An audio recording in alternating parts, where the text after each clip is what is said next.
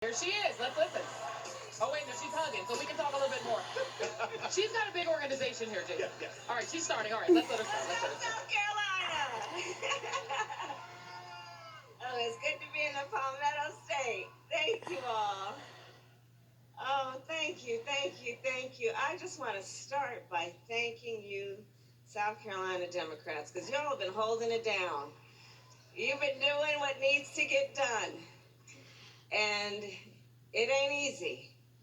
You make it look easy, but I know it's not. And I know that for everyone here, this is personal to you. You dedicate time from your lives where you have so many other obligations, but you keep giving and giving and giving. And I know it is because we are all under this one roof together for one reason, which is that we love our country. We love our country, and we are prepared to fight for the best of who it is and who we are. And we all know this is an inflection moment. This is a moment in time that is requiring us each to look in a mirror and ask a question, that question being, who are we? And I think with South Carolina Democrats, what we all know is we are better than this.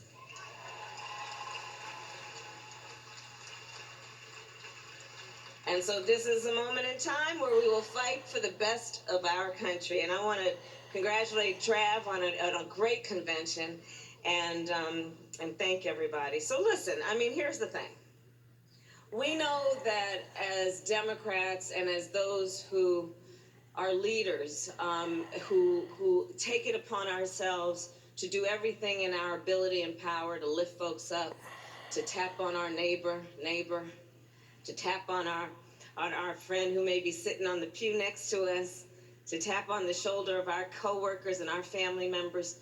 We know that part of the strength of who we are is not only the values that we hold, the principles by which we conduct ourselves, our faith, our vision for the future. Our strength is also that we know how to organize, that we know how to do the critical work that must be done every day to make sure that we get our message across and that we accomplish our goals, because we also know that in order to fight for the best of who we are and to fight for our values and see them reflected in our elected leaders, we know we must elect the right people. We know elections matter. We know who holds those important positions will make All right, decisions. viewers, as fate would have it, the President of the United States, Donald Trump, is on the South Lawn of the White House speaking, and we're going to take a little bit of that now. Doing very well because we're taking in billions and billions of dollars.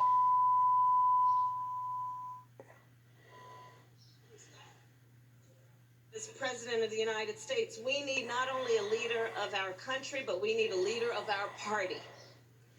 We need somebody who, as President of the United States, understands the need to rebuild the party, who understands the need to give the resources and the support to the people who are on the ground every day doing the hard work. We can't just helicopter in here. We have to support the people who are on the ground, who know the community and do the work. Let's just very quickly let you guys know what happened. We tried to go to Donald Trump. We tried to go to the president. That feed did not work out.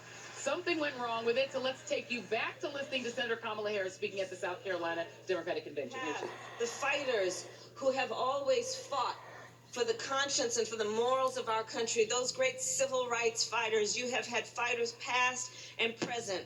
Just last week, we commemorated the 4-year anniversary of the Emanuel 9, recognizing those heroes and the sacrifice and the fact that still there is so much to fight for in our country. We look at the great heroes and the leaders who have come out of South Carolina, the Friendship 9. We look at the Orangeburg protesters, and we know they believed in a nation.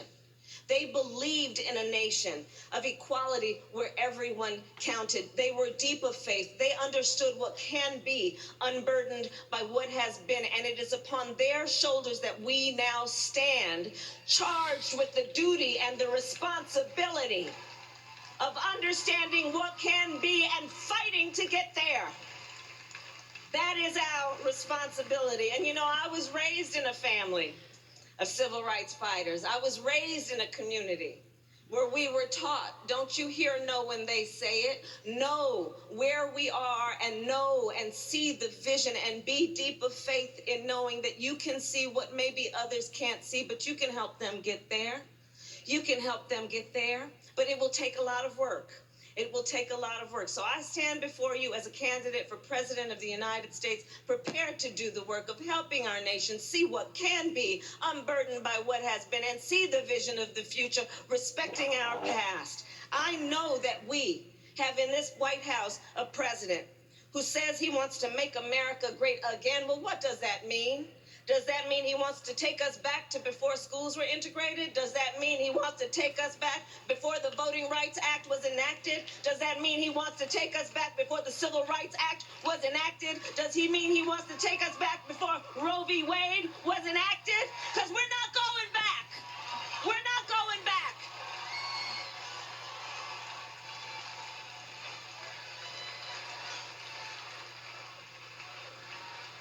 We see a future. We see a future. And I'm going to tell you, not only am I a child of parents who were active in civil rights fighters and marchers, I also had a career as a prosecutor. So let me tell you a little bit about that. I know how to take on predators.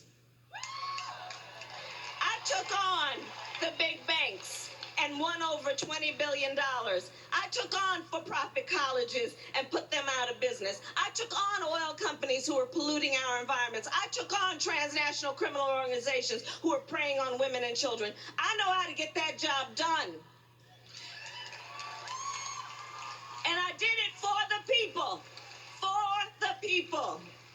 So let me tell you, we need somebody on our stage when it comes time for that general election who knows how to recognize a rap sheet when they see it and prosecute the case.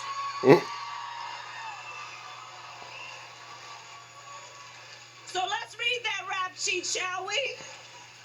He asked Black Americans, he said, what do you have to lose? Well, we know civil rights investigations are down, hate crimes are up. We had a lot to lose. Let's look at that rap sheet where he told working people that he would help them, but instead passed a tax bill benefiting the top 1% and the biggest corporations of this country.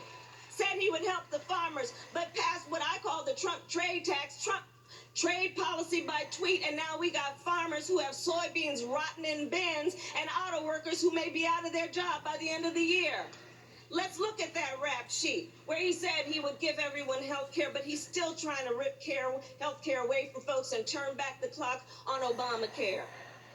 Let's talk about looking at that rap sheet where he has embraced dictators like Kim Jong-un and Putin and taken their word over the word of the American intelligence community. Let's prosecute the case. Let's prosecute that case. And let's not turn back the clock. Let's start the next chapter. Get out of there. Shall we? Let's start the next chapter. Let's turn the page. And here's what I see in that next chapter. I see us fighting for our America in what I call the 3 a.m. agenda, which means looking at writing that next chapter through the lens of what wakes us up in the middle of the night. What's on our minds? What do we need to deal with? So let's turn the page, South Carolina, and write that next chapter in a way that we take action. We take action on paying people equally for the work that they do, be they women, paying our teachers what they deserve in terms of paying them their value.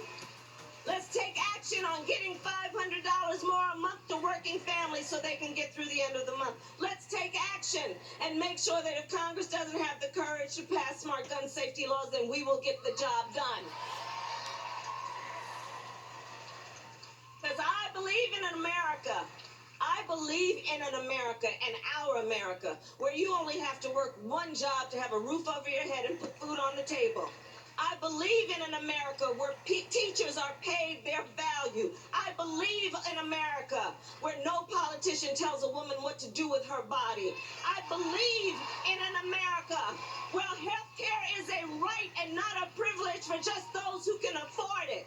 I believe in an America where children do not have to fear going to school for fear of a mass shooter. I believe in an America. I believe in an America where we have a president who understands the greatest strength and the greatest power any one individual can have is not to beat people down, but to lift them up. So I'm here to ask you for your support.